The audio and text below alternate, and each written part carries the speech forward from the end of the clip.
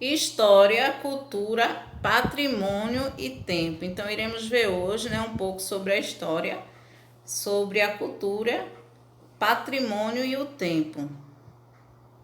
Que diferença você percebe na maneira de se comunicar, de se vestir, de namorar dos jovens que aparecem nas fotos? Então, podemos ver que aí temos alguns exemplos que os jovens se comunicavam, antigamente, enviavam cartas e aí eles também utilizavam algumas fotos para enviar para outras pessoas. Mas com o avanço da tecnologia, nos dias atuais, eles preferem se comunicar através do celular, porque é comunicação imediata. Logo abaixo podemos ver a foto de casais de namorados e podemos ver a simplicidade com que se namoravam antigamente.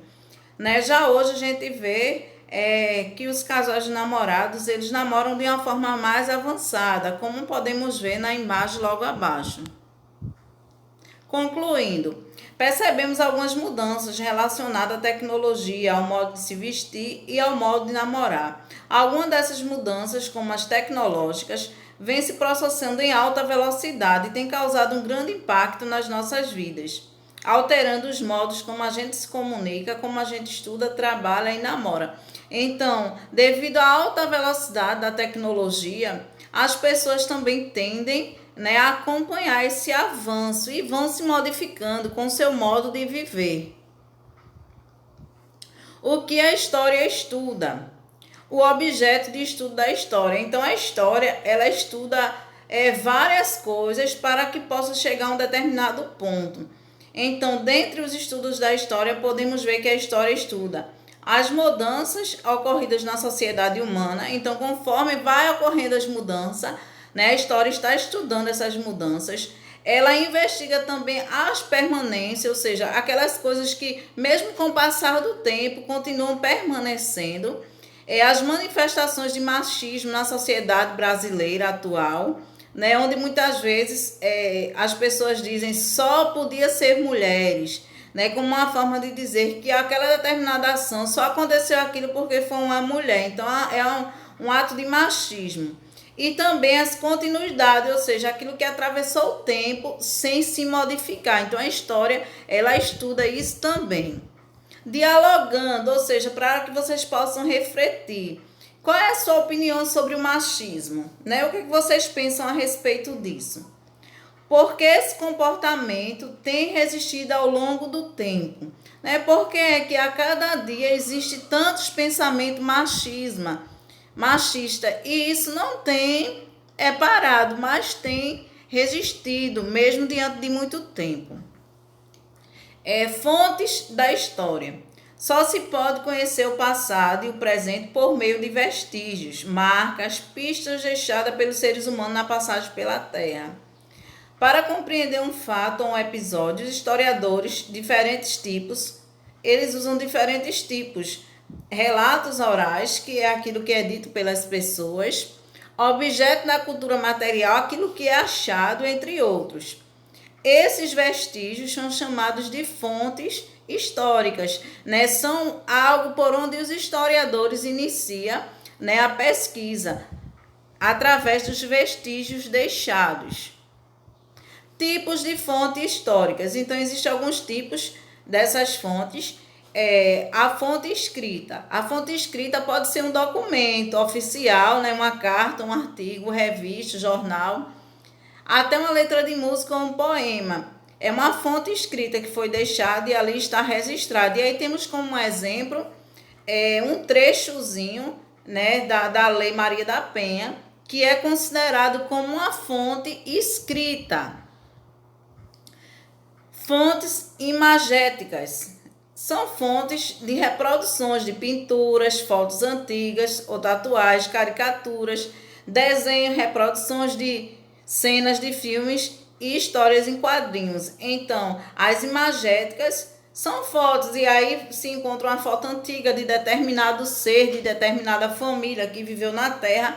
Então, esse tipo de fonte já é um vestígio, para que se possa apurar mais fatos sobre aquela determinada história. E aí essa foto é uma foto de uma família que está reunida, né, para ouvir uma programação de rádio. E aí pode ser usada para falar, né, do avanço da tecnologia, como está hoje em dia. Antigamente, os jogos, eles eram narrados e muita gente escutava através de rádio. Hoje em dia, as pessoas preferem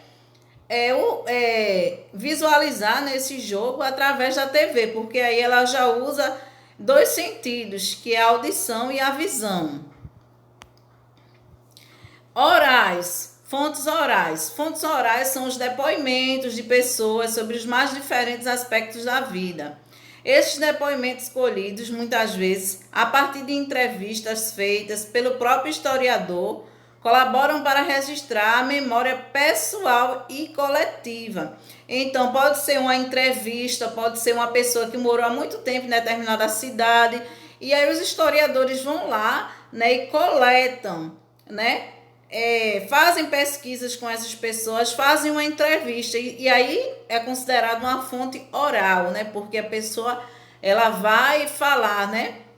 E temos também a cultura material, que são restos de moradias, de sepulturas, de imóveis, de artefatos domésticos, de instrumentos de trabalho, de guerra e de caça. Né? Constantemente a gente tem visto nos noticiários, no Fantástico, descobertas, né, de restos mortais, descoberta lá em Israel, descoberta no Egito, de coisas que estavam enterradas há muitos e muitos anos, e aí devido às escavações são descobertas. Então é a cultura material, né? É uma fonte material.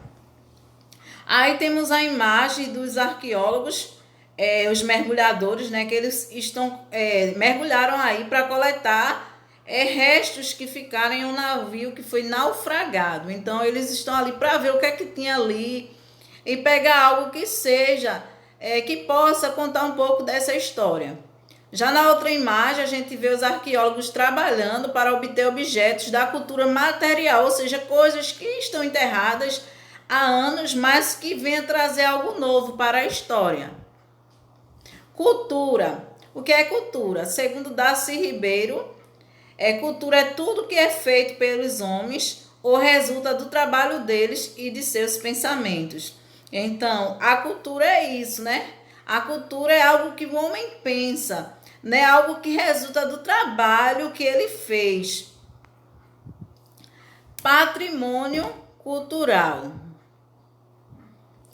O patrimônio cultural material é formado por um conjunto de bens culturais, classificados segundo a sua natureza: arqueológico, paisagístico e etnográfico, históricos, belas artes e das artes aplicadas. Então, esse conjunto de bem cultural que uma determinada localidade tem, ela é considerada como um patrimônio cultural. A valorização das matrizes africanas e indígenas. Durante muito tempo, zelou-se apenas pelos bens culturais associados aos descendentes de europeu e a história oficial. Né? Mas hoje há uma valorização pelas matrizes africanas e também indígenas, que contribuíram muito para a cultura do nosso país. E a raiz africana, ela tem como matriz o samba do Rio de Janeiro, que é um período alto, samba de terreiro e samba de enredo. Já a raiz indígena é uma arte que é praticada pelos indígenas, que atualmente também no nosso estado de Pernambuco, né, existem muitas comunidades indígenas divididas em várias cidades dos nossos estados. Cuidando do nosso patrimônio cultural. Em 1937, ocorreu a fundação do IPAM, que é Instituto do Patrimônio Histórico e Artístico Nacional. Tombamento autorrealizado pelo poder público nos níveis federal, estadual e municipal, visando preservar bens de natureza material e imaterial. Então, esse instituto, né, ele tem por objetivo preservar, né, os bens da cultura deixada por antigos. É por isso que a gente vê em várias cidades determinadas construções não podem ser desmanchadas, desconstruídas, porque fazem parte do patrimônio da cidade. Então, eles têm por intuito preservar esses bens. E aí a gente tem uma imagem da cadeia pública lá de Fortaleza, que também é um patrimônio público que está sendo preservado. Tempo. Existe o tempo cronológico e o tempo histórico. Então, o tempo cronológico, ele é esse tempo que é contado nos calendários. E sua passagem não determina as mudanças nem acontecimentos, se comparando aos fatos históricos. Dessa maneira, se esse não é o tempo trabalhado pela história, que tempo tal ciência utiliza? Então, a história, ela utiliza o tempo histórico, né? É o tempo que é usado pelos historiadores, pois esse tempo ele possui importante diferença do tempo.